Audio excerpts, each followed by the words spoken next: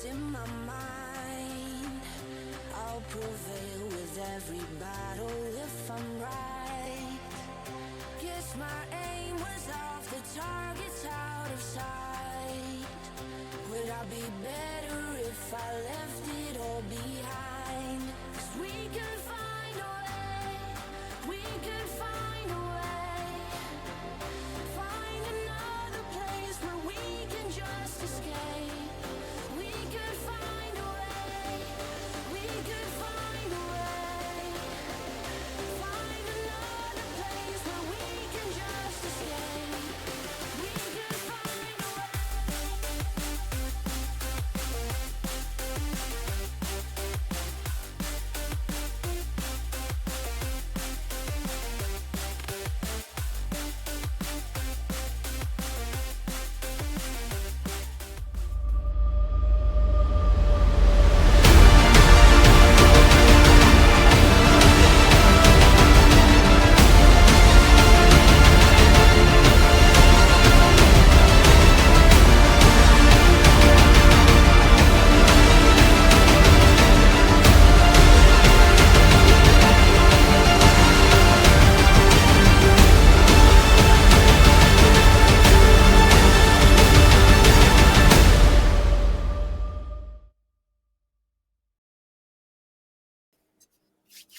Good evening, everyone, and welcome to another episode of RSCast, the first one that's actually talking about league play instead of predictions. It's your standard crew with myself as the host with the most. I have Sir Pegasus still bad at RL, and Kingsman Cast wishes he was ARC. Pig, Kingsman, how are you guys doing? Oh, I'm doing great. I'm so excited that RSCast is back. Of course, last season was my first time here, and during the whole ERS season, I'm not gonna lie, I missed it a little bit. But the boys are back in town. RSCast is back, and as is RSC. So I'm very happy, very very happy. What about you, Kingsman? I will put the rumours down. I do not want to be ARC. As much as I respect him, I do not wish to deal with everything that goes on in RSC from day to day. So as much as I respect what he does, I don't want to do it. But yes, we're back for another season. Couldn't be happier to be alongside two of the best people to ever do it. So yeah, let's get into it. Alright, well, you all still know the recap as everything, how it goes. We go through all the tiers, then we have some beautiful clips, some awards, some fantasy stuff, and then obviously the final thought before we go. Can already tell you this much, this week we're not doing fantasy or predictions since, well, it just started, so no point in doing it right now, right? So, let's dive straight into the results of last week. Let's start with Prospect, the best part there is, obviously. And at the start of the season, I have to think a little bit. We're starting with Ignis here. Pegasus, I'm giving it to you. Well, it was a great week for Tomfoolery and Livens, starting the season off perfectly with double wins. The only sweep actually going towards Tomfoolery, so they'll end their week with a 7-1. All other decisive results being 3-1, and actually making up 50% of the results. But for those boring draws, it was all for Hot Metal and Tartarus, and luckily, no double loss weeks for anyone. So a very decisive start here in Prospect, and hopefully I'll have some more excitement this season. Yeah, that's the way we like it. All decisive results. Kingsman, how is it in the Glaciers conference? Well, there's only 2 draws this week, lots of wins, more 4-0s than any result so far. And for those of you that have the RSC bingo card, there is one team still with a perfect record, not a single game dropped, and that is Terra this week, who got a sweep over Primordial and a sweep over Komodos, who did pretty well for themselves prior. Komodos getting a draw and Primordial getting a sweep of their own. And that left Crusaders then going 1-7 with their one game being taken against Obscurity. But a lot of mixed action in Glaciers going into week 1. But only one team stays without a game lost. Yeah, and there is the results of week 1. Some big results already at the start of the season. Let's take a look at the standings here, how they have shaped after that first week, and we're starting with Glacier. So Kingsman, giving it back to you. Yes, as I mentioned, the only team in RSC to have not dropped a game. It's Terra. 8-0, perfect win with a 20 goal difference. A very strong start to the season, but Spark and Alter, both double win as well. Only one behind. They will be looking to push a bit of a charge. And then already a 3-game gap between that playoffs and play-in spot. It'll be Stratus and Primordial. Primordial with that negative goal difference puts them below Stratus, who went double draw this week. The only team to draw both games.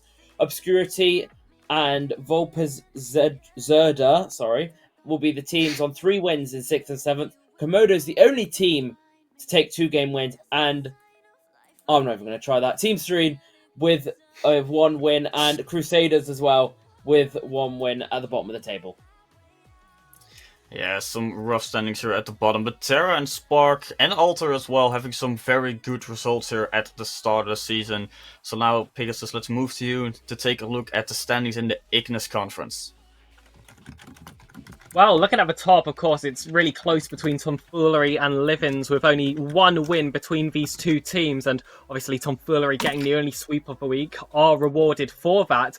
But then when you look at the rest of the table, 3rd all the way down to 10th, not actually having all that much difference. I believe it is only, well, it actually says 1 here between them, so plenty of action waiting to happen still in the Prospect Ignis Conference, and I'm expecting it all to blow up next week. Yeah, and talking about next week, maybe we'll have some interesting matches to talk about. So let's move to the fixtures for week number 2, and we're continuing here in the Glaciers Conference. So Kingsman, any interesting matchups for week 2 that you think we should watch on stream? Well, I don't think we'll get it on stream, but I did mention 2 teams double win. It was Spark and Alter. They play each other tonight in, well, an hour's time. So those 2 will be going head-to-head. The 7 and 1 teams will be deciding which one of them will start off the better, with Spark's other game being against Stratus in 4th place, one of the undefeated teams, and Alter's other game being against Primordial, who are on like a swing. They've got to sweep one end, and they got swept on the other end. But I mentioned Terra, 8-0 at the minute, and I'd say they're in good odds to continue that. They play Volpes Zerda, who were in 7th with 3 wins, and they play Team Serenes, who have 1 win. So I think there's a good chance they could go double win again here and extend their lead away from those teams in 2nd and 3rd place. Yeah, that is going to be an interesting one indeed. And like you said, the 2 teams that went 7 and 1 facing off against each other tonight. And I can already tell you much. Alter is using their sub to play because, well, I'm here, so I'm not playing tonight, sadly. So maybe Spark has a chance there, but you never know. Krezers and Jim Jams can do some miracles. But that's enough for Glacies. Let's go to Ignis. Sir Pegasus, any interesting matchups happening there? Well, Tartarus last week only got draws as part of their results, and they're going for a double header, 1 against Livens and 1 against Hysteria, so we'll see if that streak of yellow can come to an end. But they're not the only team playing 2 matches in one day. 20 Riflemen, with a match against Newborn and a match against Protocol as well. Both teams very tight with each other here on the table, so these are definitely the chances for this table to blow up a little bit, as I previously mentioned. Yeah, some interesting matchup. Like you said, 20 Riflemen playing them on the same day, that's rough. Like, I see a couple teams do it already throughout the past couple seasons, and none of them actually were too successful. So maybe for 20 Riflemen they can bounce back. But that is it for Prospect here. Let's move to the next tier. We're going to Challenger, and obviously we're starting again with the results of the previous week. Some interesting ones here as well, as 20 already wants to be on the board, but they have to wait a little bit. As first, we're going to you, Kingsman, for the Glacies Conference. Yeah, and Challenger completely different to Prospect Glacies. A lot of draws coming out here. Only 1 sweep, falling to Systema Solaris again in Neptunium. Those 2 lower tier teams seem to be putting on a show. So it'll be interesting to see what that does for franchise standings. But as I mentioned, only 4 wins for those teams during the week, and the rest being draws. So I imagine the standings will be very tight, with all teams, I think, at least getting a draw, if not a win and a loss. Yeah, that is indeed interesting to go for the standings. Maybe it's a lot closer than Prospect was. Now, Pegasus, let's talk about the Ignis Conference. Again, it's two teams with double wins. This time it is Mischief and 20 Rook. 7-1 for Mischief as they were able to sweep Cypher, which means illusory on 7-1 records, both in Prospect and in Challenger. So in those lower tiers, they've had almost a perfect start to the season. The only other sweep was Pardus against Orcus. Pardus also drawing Feather, so they're losing quite a few points there, or you could argue they made up for it with their sweep. And despite Cypher getting swept, you've got a draw against Lunacy. They're a team that got all draws, are the only draws, which gives them the edge against 1-7 Orcus and equal with double 1-3 losers compactly. But getting swept and making up for it for a draw here is Cypher. And with all those results, and here are a lot more draws than what we had in Prospect already, let's take a look at the standings, how they are looking after that week 1. And Kingsmen were starting in the Glaciers Conference. Yes, Yannick will be pleased to see another Systema Solaris team on the top. And it's Neptunium on 6 wins. Not a bigger gap as the Prospect players, but it's 6 wins and it puts them on the top nonetheless. Then it's Rygens and Tornado in 5th. Both teams win and a draw and will be looking to push towards Neptunium. And then you've got Disorder through to Yukubo, all on 4 wins, 3 of them being 2 draws. Ember taking a win and loss throughout the week. They're the only team in the Glaciers Conference not to have a draw this week. Eclipse and Shrine on 3, both losing 3-1 and getting a draw out of the game. And Sentinels being the only team to get swept this week and get a draw. They finish out on the bottom for week 1 on 2 wins. Yeah, and there we have the standings here. It's a lot closer than the Prospect here already. Let's take a look at the Ignis Conference, if it's the same or if there's actually a dominant team there. Pegasus, take it away. Well, Mischief, like I said, with a perfect start, it feels like Rahu will be very happy about those lower 2 tiers, and we see those top 3 all with a 75% plus record, but that 1 game win still going in the favour of Mischief, and it seems like the only real big difference between these 3 teams are their differences in the goals that they are conceding. And whilst we're on the topic of goals conceded, it appears that Apprentices are taking an absolute battering with 23. I've been able to hold down mid-table. Yeah, 23 goals against. That is rough for Apprentices. But here also, it's a little bit closer. At the top, at least, some teams took a couple more wins. That's at least something, but still very, very close. Now, let's take a look at the fixtures for week number 2, if there are going to be any interesting matchups. And Kingsmen, we're starting the Glaciers Conference. Yeah, we have, I know it's week 1 again, but we have first versus second in Neptunium and Rygens. They face up against each other on the 1st of September, which is Sunday. I didn't want to get that wrong. Neptunium playing a double header on that game, on that day against Eclipse as well. So that might be a little bit tougher than expected to keep their run going, or they might be on a good day. Who knows? Whereas looking down the table, Sentinels will be looking to push back up. Obviously, not too far down in the deeps, only 2 wins behind 6th. But they have Volpes in the mid-table who got 2 draws last week, and also Yukubo who got 2 draws last week. So a double draw week would be better for Sentinels, but I'm sure they'll want to get some wins and move themselves away from the bottom of the table. However, no games tonight though, so you'll have to look out for the first result of Shrine versus Eclipse, which is 8th versus 9th tomorrow. So sadly for Challenger, we have to wait a little bit in the Glaciers Conference, and maybe, like you said, for Sentinels, there's a chance. They have to play against Sir Pegasus, so the odds are maybe a little bit in their favor. And now, talking about Pegasus, Wow. What about the Ignis Conference?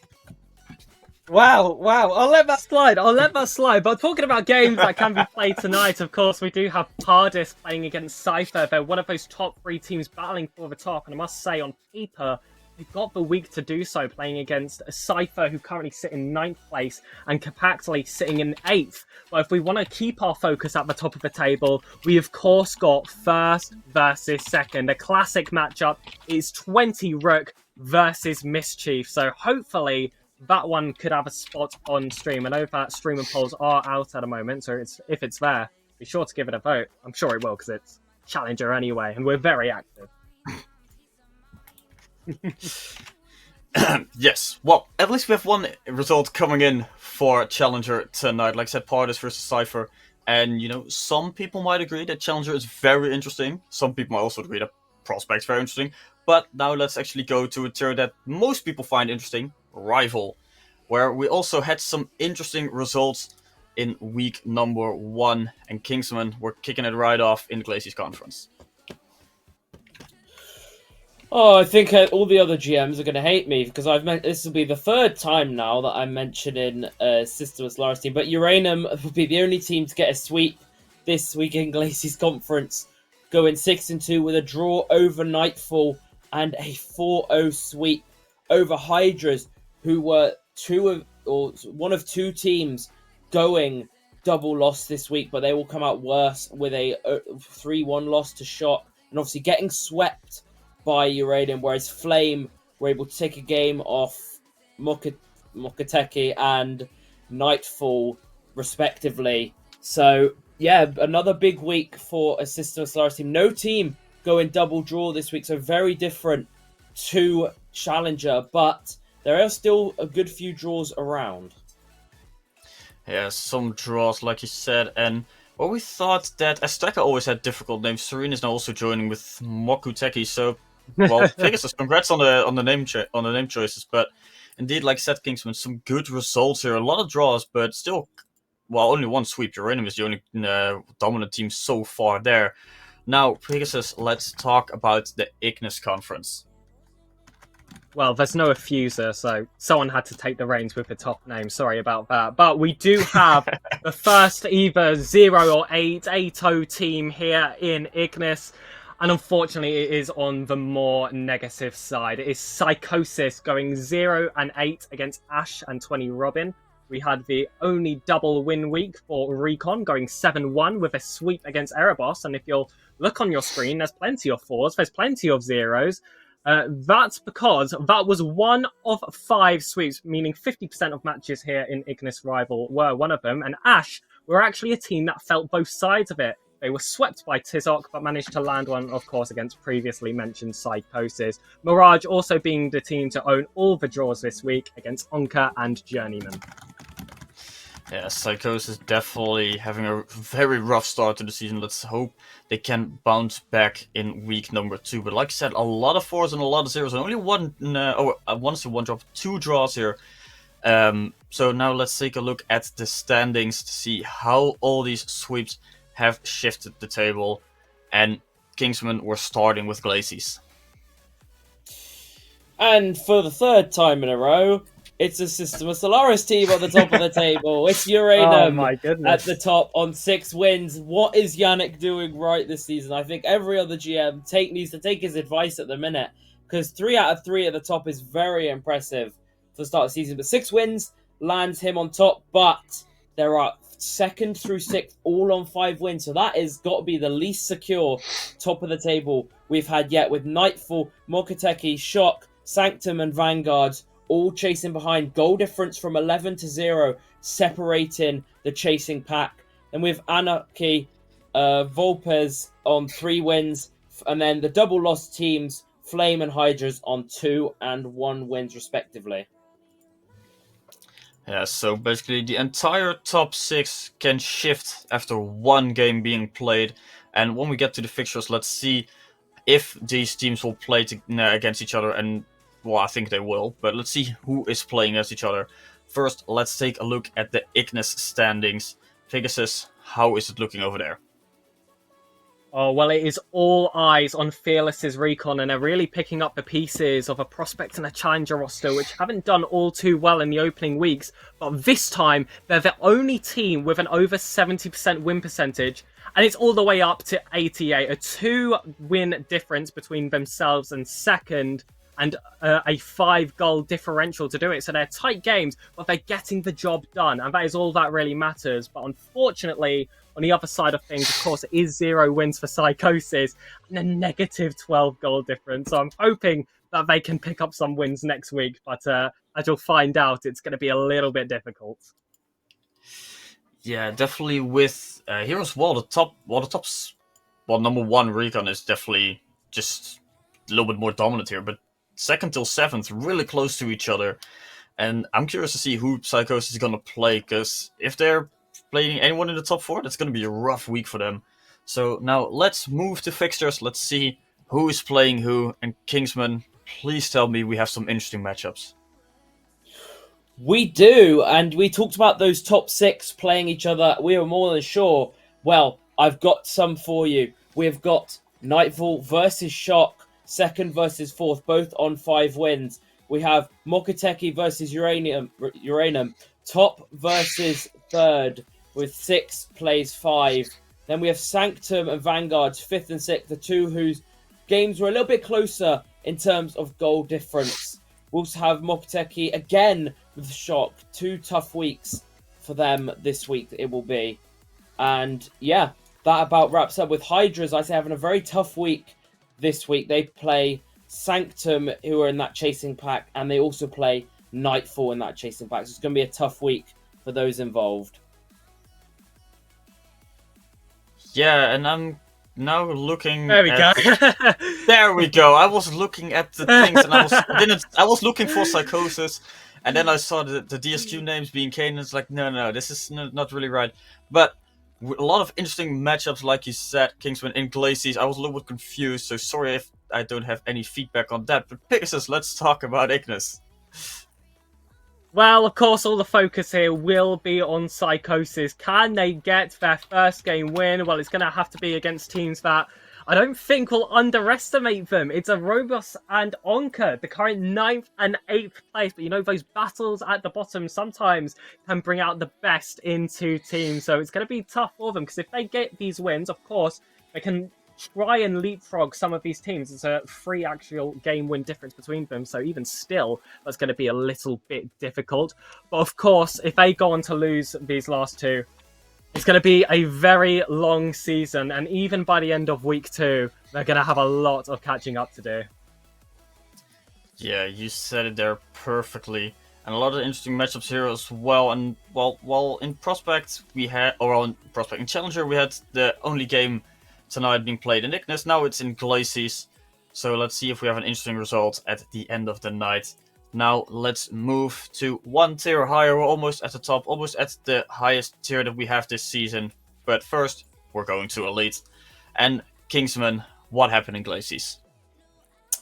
No sweeps. We had no sweeps coming out from Glacies Conference this week. 3 1s and 2 2s.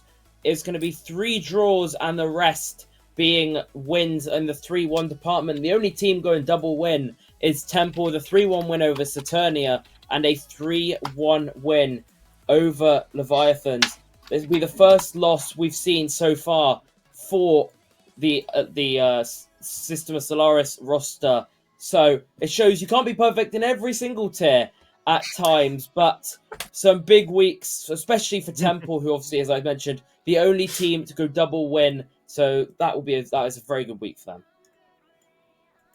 Yeah, that is indeed a very good week. No sweeps whatsoever, like you said, in Glacies. But then looking at Ignis, we do have 1 straight at the top.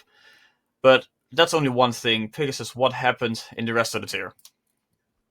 Of course, there was that sweep between Atlacoya and Carbo and a draw between Echelon and Thanatos. But for the rest of the performances, lots of 1s, lots of 3s, an insanely decisive week here in Elite with 8 3-1 results. 6 of these being owned by 3 teams, those teams being Insanity, Carbo, and Deception, with Insanity's name being the one to describe the opening week here in this conference. I'd say the best.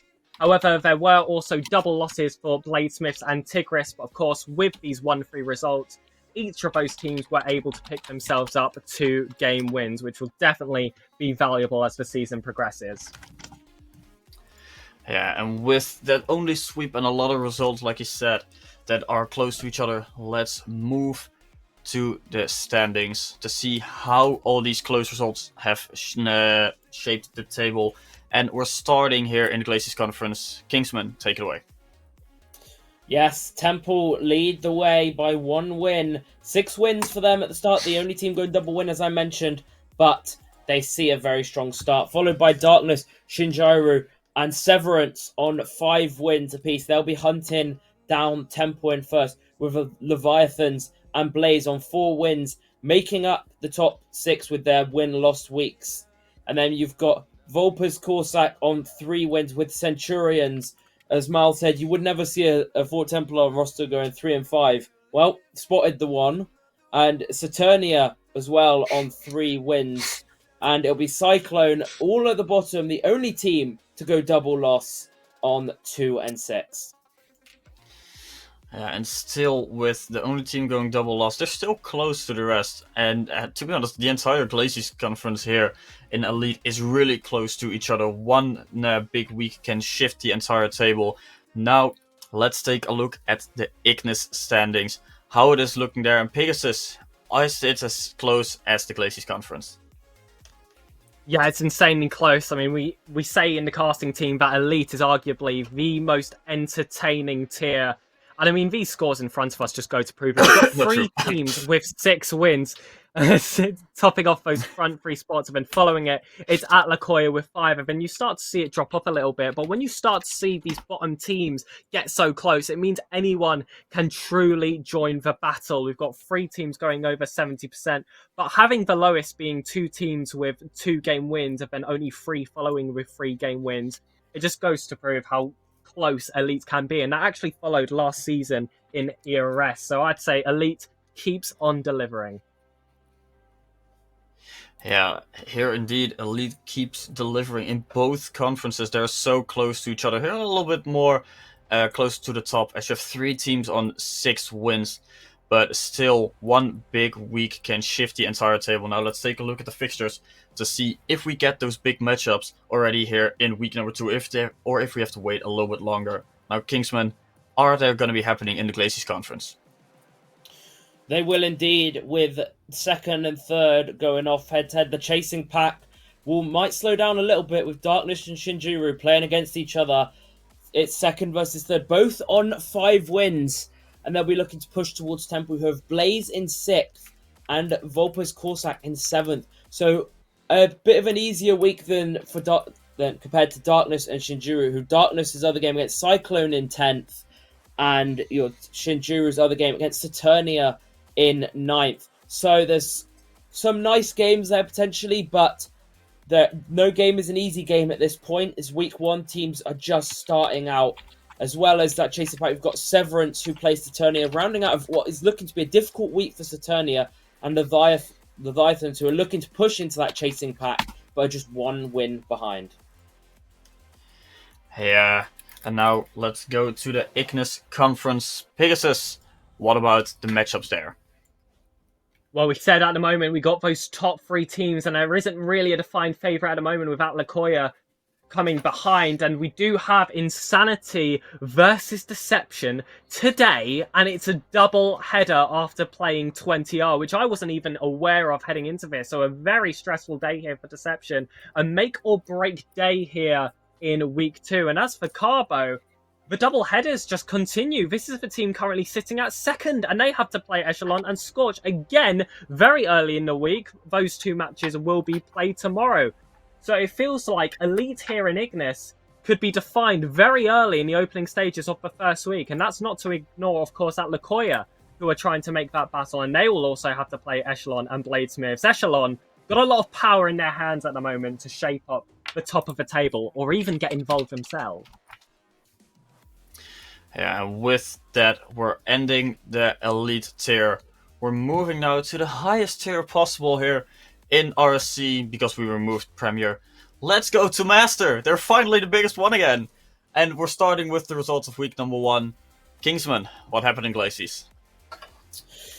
Well, there was 1 4-0, but it was a forfeit win for Wyverns. Haven using an illegal sub and Wyverns reap the benefits, and it'll be a 4-0 win for them. No team goes double win in Master Glacies this week, the best being a win-draw, which was done by 4 teams at the minute, which might leave the pack very, very close. And only 1 team went double draw this week in Iovi, who had a draw against Wyverns, who got that forfeit win, and Volpes Sharma. So it'll be very interesting how close the table is. Yeah, and a forfeit win already in week 1 is just sad to hear. But at least all the other results are actually true, and a lot of, like you said, a lot of draws, and Iovi being the receiver of 2 of them already. That's indeed interesting. Let's see how the standings are for that. But first, Pegasus, let's talk about the results for the Ignis Conference.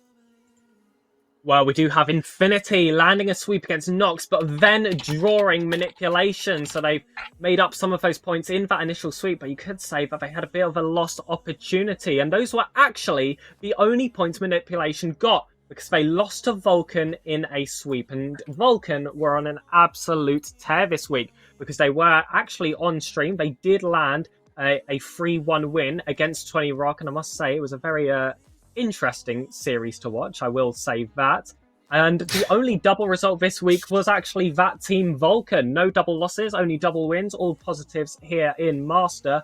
The only other sweeps were wins for Infinity against Nox, Hades, and Montezuma. Yeah, so 3 sweeps in total, only 2 draws, so it's different from the Glacies Conference. Now let's take a look at how the standings have shaped, and I think they're going to be a lot more interesting than the previous tiers. So, Glacies, Kingsman, what's happening there? Wyverns with that forfeit win top the table on 6 wins, but the chasing 3 behind of Dominion, Inferno, and Sovereigns are close behind. Dominion and Inferno playing each other in the week 1, and they got a draw off each other, so respective wins in their other games sees them chasing Wyverns in first. Abyss and Shokan and Iov all on 4 wins in those 5, 6, and 7 spots. Volpa and Sharma being all on their own with 3 wins in 8th, and Tempest and Haven setting for a 2 wins. Obviously, Haven receiving that forfeit loss on their behalf, so they are a team that I think can come back into it in week 2. Yeah, then we'll have to wait for the fixtures to determine if they have that opportunity. But here again, it's pretty standard that after week 1 it's all close. But here, still the same as Elite, a lot of close results in the end. Now let's take a look at the Ignis Conference. Let's take a look at how it is looking over there. If it is as close as this one or if it's different. Pegasus, let's talk about it. Well, we do see Vulcan and Infinity taking those top 2 spots, and you only see a 1 game win difference between them. Well, I think that's a little bit deceiving. I think Vulcan are on an absolute tear.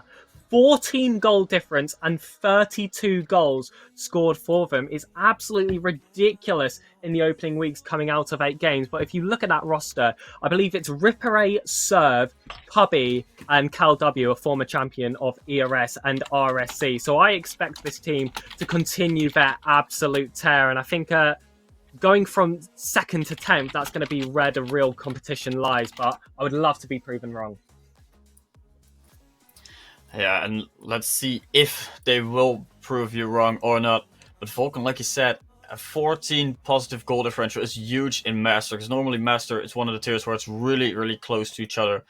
But here as well, it is just really close as well with the wins. Now, let's take a look at the fixtures.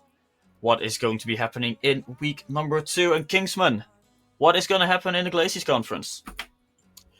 Well, with first versus second, the team that scored the most goals in week 1 played the team that conceded the least goals. It's going to be Dominion versus Wyverns. A big matchup there.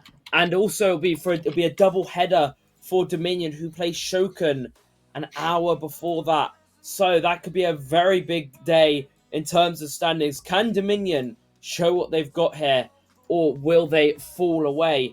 The team I'll be looking at to bounce back from last week will be Haven, who have Tempest, the other team that struggled this week, and they have Inferno, the team that are in that chasing pack, a good week for them will see them bounce back into it. But as well in that chasing pack, obviously, I mentioned Sovereigns. They have Iovi and Sick, the team without a win or a loss this season, double draw. They also play Volpez Sharma. So it'll be interesting to see, will we see Sovereigns on the top with, I think, an easier week than the other three in terms of their fixtures for week 2? And let's see if that's right, if it's an easier week or not. Now, let's move to Ignis Conference. Pegasus, what's going to be happening there? Well, I just feel bad here for Montezuma. I mean, they've come out sitting in 9th place from week 1, and I think, okay, it's fine, we'll regain. We come back week 2. They then have to play the top 2 teams, Vulcan and Infinity. It is just such an unlucky matchup for week 2, and I just hope they're able to get out of there, maybe with some game wins, and hopefully with a right state of mind heading into week 3, because that is really going to be a tough one for them. Infinity, of course, playing Montezuma, but they also have Hades to play as well. The team sitting in that 3rd place spot, with only 1 game win between them. So lots of action waiting to happen at the top here, and Montezuma, I'm just interested to see how they come out of it. Yeah, and actually, funny thing about one of the Ignis fixtures is that Nox against Mania was actually scheduled for Thursday at midnight because of, well, one of the 2 captains didn't really put in the time correctly. So good to see that they corrected it to Friday, because I don't think anyone wants to play at midnight. But that is it for all your fixtures, all your standings, everything for the tiers separately. Now, let's move to the most interesting part, why we're all here. The franchise standings. Let's see where all the franchises are at, because obviously that's why we're all here. And we're starting at the bottom. Kingsman, let's talk about it. Well, let's start off teams 16 and 24 at the bottom. It's going to be Fort Templar, Volpez, and Might of Hades. 2 Glacies franchises in Volpez and Fort Templar not having the strongest start, with, I believe, Fort Templar's strongest being in Master, going 5-3, and Volpez, I think they're balanced all around, but I think their best at the minute is Challenger, who went 4-4. So definitely a lot to do for those teams to bounce back. Then 17-23, you have Fearless and Azteca, 2 Ignis teams. You have then 18-22, you have Legend Mania, Death Cloud, and Alpha Surge. Again, two of the Glacies Conference and 1 in Ignis. Then 20R and Team Serene on 19 and 21, both from the Ignis Conference. Team Serene in the Glacies Conference and 20R in the Ignis Conference, rounding out the bottom 10. Yeah, it's all still relatively close to each other. And I must say, I like the new graphic that we can now see the wins and the losses on the right instead of only the franchise wins. So good job to whoever made this graphic. I'm just going to say that much. Now, let's move to the bottom half. Or we talked about the bottom half. Let's move to the top half of the franchise standing. Pegasus, how does it look? Well, starting off at the bottom, we've got Panthera sneaking their way in with 19 wins and 21 losses. But from there on out, we go neutral to positive, starting with Shadow Esports, which had arguably the most mid-performance you could have in the first week, going 20 wins and 20 losses. And then ahead of them, it's actually pretty tight here. Symbiotes on 21, Brave Forge and Green Phoenix on 22, and then, of course, Sanctuary and DSQ on 23. But I think all eyes really are going to be on these top 2 organizations. It's Illusory and Systema Solaris, both on 27 wins. And Kingsman was talking about earlier how he couldn't stop mentioning Systema Solaris, and it all makes sense now. And Illusory, with their fantastic performances, especially in the lower tiers, have done themselves absolute wonders. They stand almost equal here at the near top spot. And there we have the franchise standings. After week 1, Systema Solaris, as they were at the top for the bottom 3 tiers. And here they are at the top for the franchise standings. And, you know, that's quite a lot of results we talked about. Quite a lot of stuff we actually covered here all in one go. How about we're just gonna look at some nice, calming clips of what people can do. And I'm very curious about this, and my screen just completely blacked out. I saw the most random stuff. But thanks, guys, for laughing at me. I'm also very cool. Pegasus is biased to Team Serene. That's very true. And Kings Vegas is not on French management. Also very true. So now, Mel, if you would be so kind, just roll the tape for clip of the week.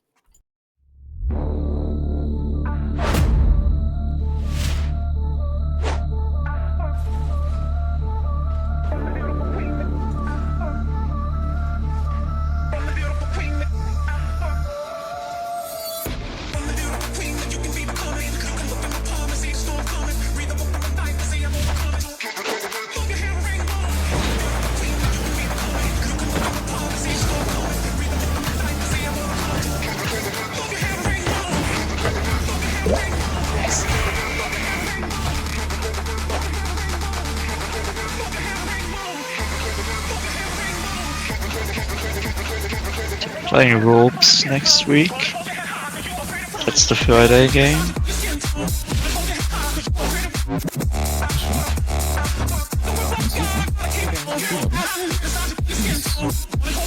I'm that guy, bro. I'm actually that guy. I'm that fucking guy. I'll watch it.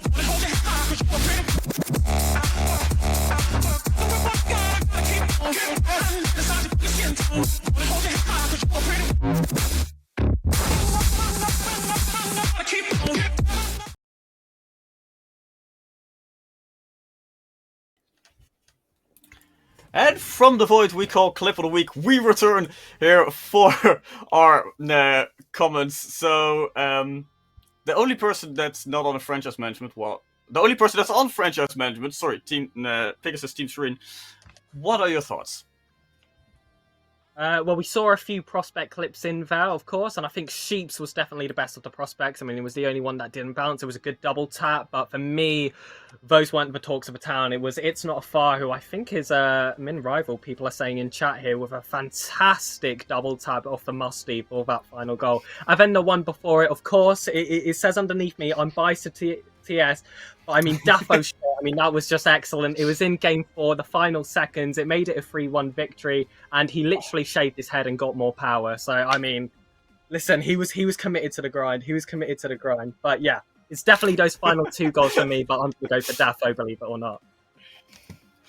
All right, Kingsman, what are your thoughts? Oh, I was almost falling asleep listening to the glazing there. Honestly, awful behaviour from you, Pegasus. But for me, yeah, I agree with him. The prospect category, I think Sheep's clean by far. You don't see a lot of players in prospect able to double touch, let alone at that sort of angle. But I think Afar's is impressive, especially for a minimum rival. In week 1, to be showing that off, a musty double tap from a tight angle as well, I think very impressive. And it shows mechanics are everywhere, not just in the Master Tier. Yeah, very true. We had a lot of beautiful clips here. I personally think the one from Sheep was the best one. Sorry, Pegasus, I'm not really a Deatho fanboy like you are. And I also don't agree with Kingsman. I'm also not a Deatho hater. I'm just like, I like Sheep shot a little bit more, sorry. But neither of them won, because It's Not a Far one. So, congratulations, you have the clip of the week. Now, let's take another look at the video to take a look at all the beautiful shots and obviously our winner.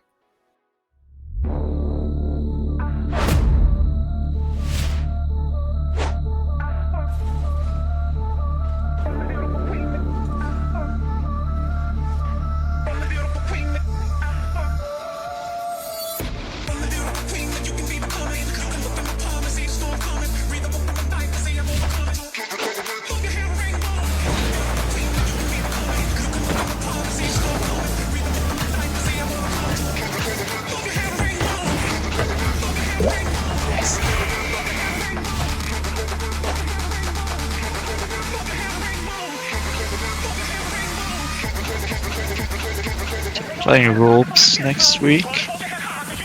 That's the Friday game.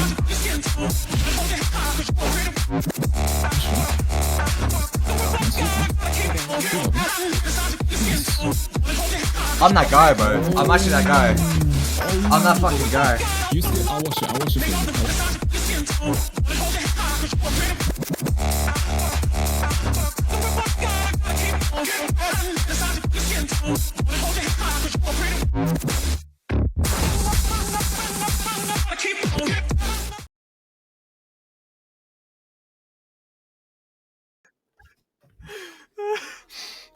You guys should be happy that you're not here behind the scenes, because the most random stuff gets said, and then we have runs a podcast, doesn't own Lights, and Deatho Hater. They all return from the Shadow Realm. That's called Clip of the Week, and then we had another great look at it.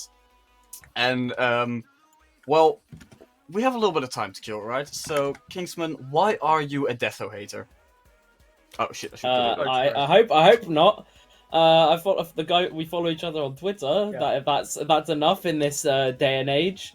But I just think Afar's clip was better. Definitely no bias that he was on my franchise last season or anything. Definitely not. No. But yeah, no. I think follows. Yeah, as the name change follows Daffo on Twitter. That has got to be the flex of the night, surely. Yeah, that will be the flex of tonight. And regarding my own doesn't own Lights, well, sadly it's true. I'm here with like a window behind me. The mirror's on my left, hoping to bring enough light. But sadly, we do the RSCast a little bit too late, so there's no daylight to save me from the shadows. But Pegasus, you run a podcast. I do. I run a podcast, and it is for DSQ, and we actually had the RSC and former ERS owner on it. We did have Muchchuk and Archeon, and you can check it out on the DSQ YouTube channel. It's easy access if you find it on the Twitter. Tavis just hit me up one day. He was like, Pegasus, would you like to run a podcast? And I don't remember Kingsman Gas getting an invite, but I don't really know what that's about, but that's fine. Kingsman, I'll be your only fan.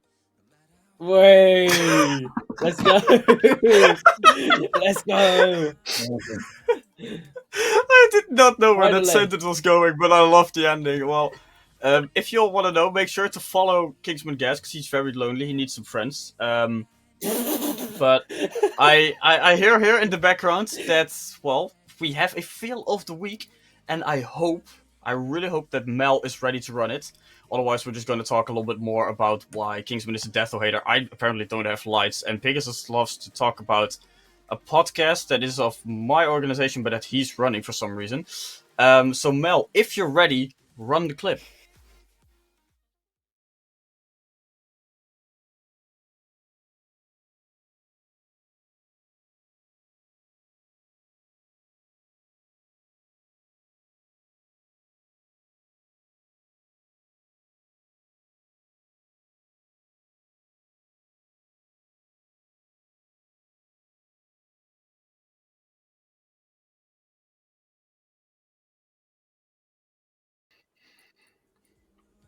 And there we ended with the beautiful shot of Tom Vassey's shot, and the goal afterwards, because Simdog jumped over the wall.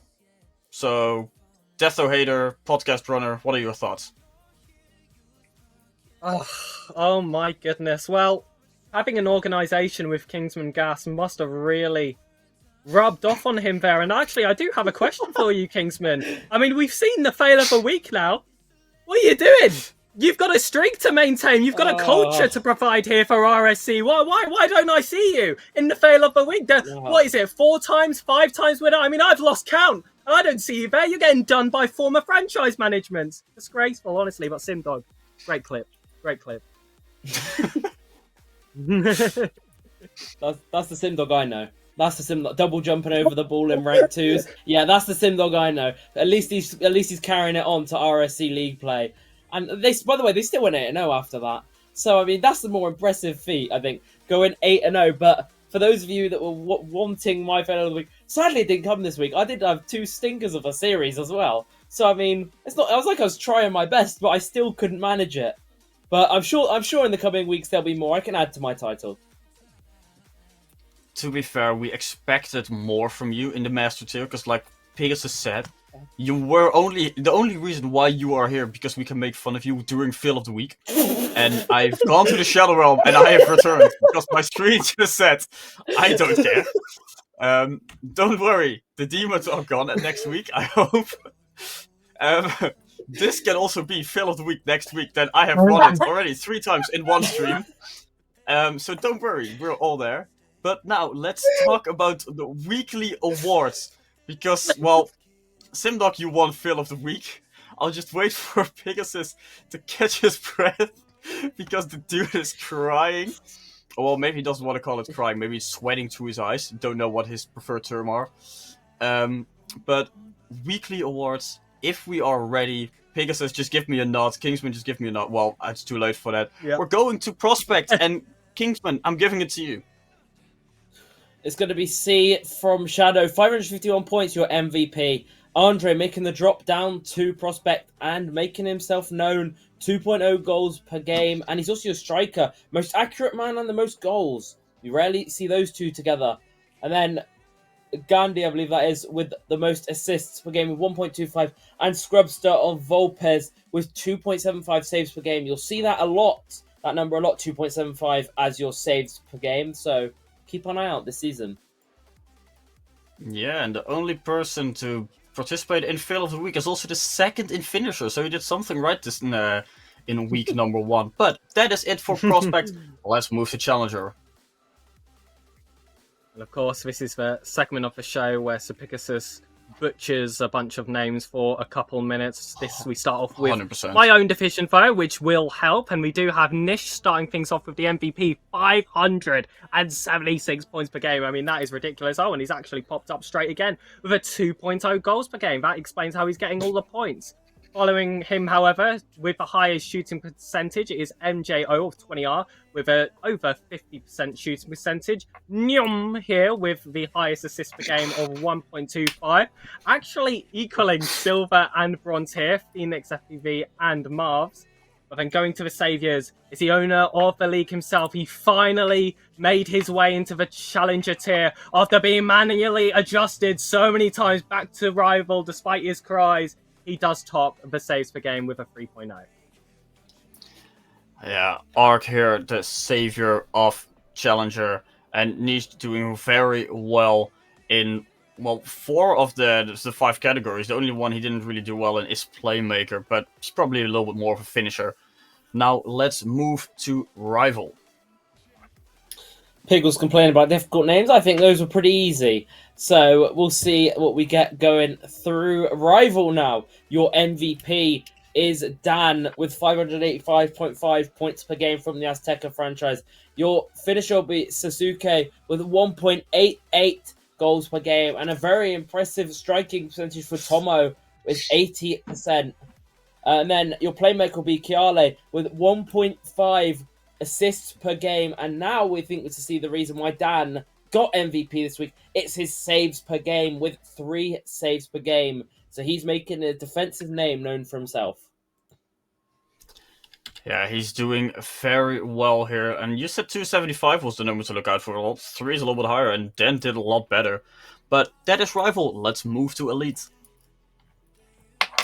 Elite. I said this was the tier that brings lots of entertainment. Let's see if they've got the points and the accolades to match it. Starting off, we've got a classic player here. It's, of course, Quack Dealers with 622.25 points per game. Followed here, it's Illusory's Eevee, equaling Charlie there with a 1.75 goals per game. Might of Hades is Yummy with a 50% shooting percentage. And I just want to point out on the follow-up, is also Jobs with a 47.37%. This is first season here in Elite, coming from Challenger. And then your playmaker, RMD. It was about time this player popped up on the screen. 1.25 assists per game, actually equaling both Hex and Quack Dealers, who has had an excellent week here, as he also got the Saviour, 3.25 saves per game, followed with quite a gap to Cameron Kane. It's not often we say that there's a big gap away from 2.75.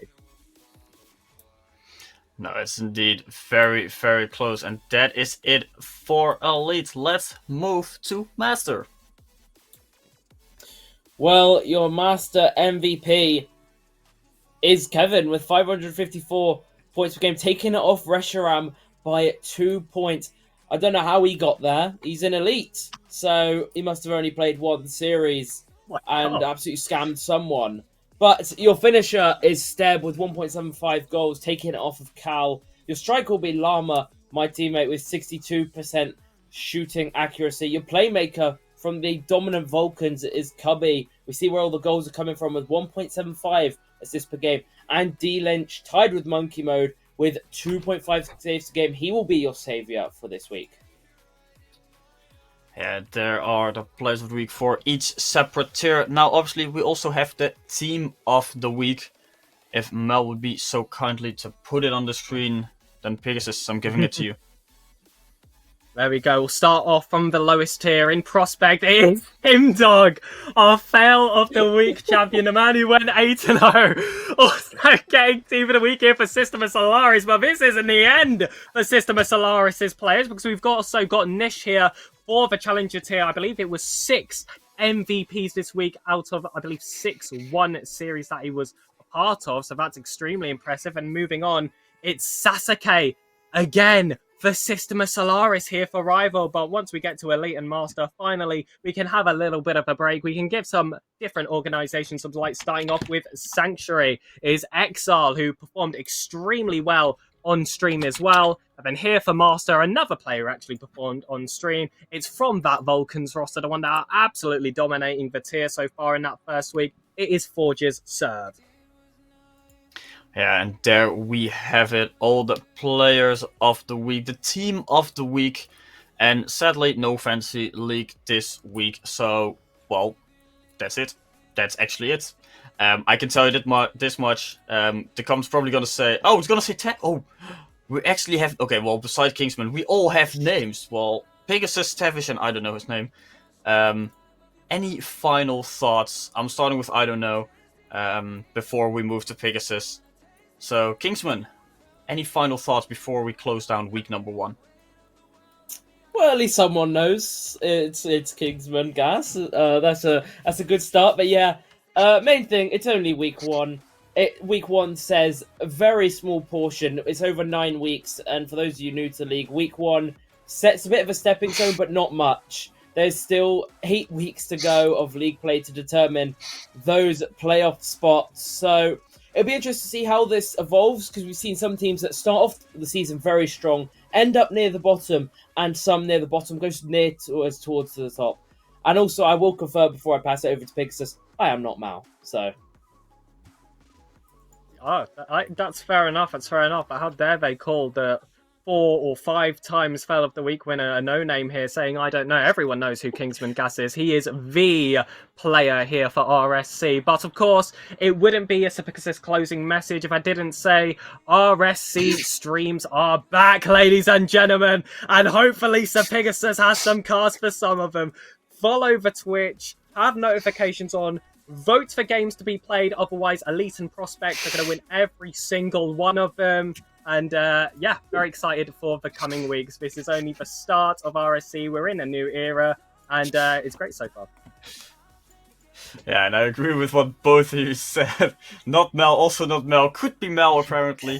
Well, I have the final word here. Obviously, I want to say a massive thanks to the sponsors, actually, of RSC. Badass Brave, Systema Solaris, Pinchmen, and Team Serene. And before I'm saying good night to everyone, and hopefully we'll see you at the streams, thanks Mel for the background. And indeed, I don't have lamps, I have a massive window behind me. That is it for RSCast this week. We'll see you next week.